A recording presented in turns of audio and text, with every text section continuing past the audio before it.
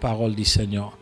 Bien-aimés dans le Seigneur, je venais de dire que nous avions déjà commencé à parler donc des combats de sang. J'avais d'abord souligné que lorsque nous sommes en train de parler de combats de sang, cela parle tout simplement des batailles qui renferment donc le sang que nous avons dans le corps.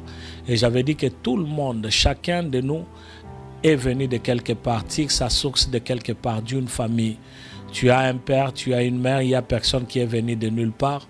Donc, lorsque nous sommes en train de parler de combats de sang, ce sont des combats de sang qui tirent leurs origines des sangs que nous sommes en train de porter dans nos corps. Tout simplement pour dire que ces sangs que nous sommes en train de porter ne viennent pas directement de nous, ça vient de nos parents, de nos parents, et nos parents tirent de leur sang, de leurs parents, ainsi de suite.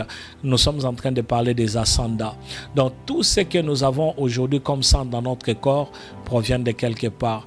Lorsque le père donne sa semence à la femme porte donc la grossesse, et cet enfant qui est né porte le sang de ses parents. Et c'est ce sang-là qui coule dans nos veines, c'est ce sang-là que nous marchons.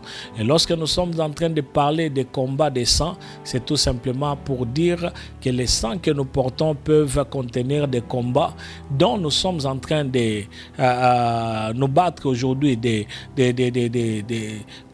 nous battre dans notre vie, alors que leur source tire de quelque part, ça vient de quelque part. Donc, je crois que nous avions parlé déjà dès le premier jour, nous avions essayé un peu de parler des liens de sang. Et dans le lien de sang, nous avions tout simplement défini cela comme le lien de sang comme une corde qui est en train de relier deux ou plusieurs personnes jusqu'à plusieurs générations.